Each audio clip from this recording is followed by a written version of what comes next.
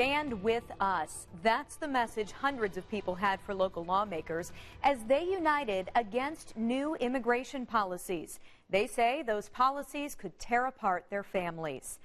Our Emily Longecker was at that gathering today and shows us the concern and the response from Indianapolis Mayor Joe Hogsett. Well, Jenny, we heard from many people today who were scared about being deported, scared about being separated from their families. We also heard from people who are living through that right now.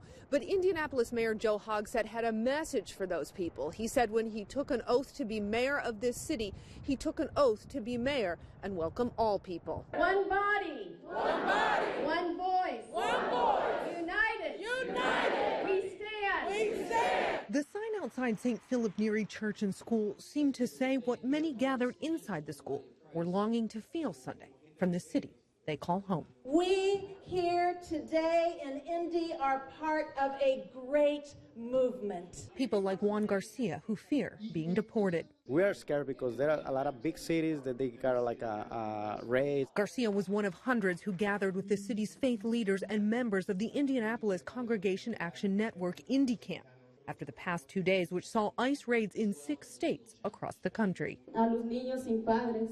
Enough of separating families, enough of all of this. It's time for us to make sure families stay together. Indy CAN issued a call to action to local lawmakers. Mayor Hogsett and our City County Council can pass a resolution for a city of inclusion to ensure that no city or county resources will be used to enforce federal immigration law, Muslim registry, or stop and frisk. Let our answer be that as a city, we are committed with all stakeholders to ensure that not one dime of city resources fund anything that a court has determined to be discriminatory or unconstitutional. Hogsett told those gathered someday their children and grandchildren would ask what it was like to have lived now and what they did. Let our answer be that we did all we could to protect those most in need. Juan Garcia is hoping other lawmakers share the mayor's answer, both for his family's sake and others who could face deportation.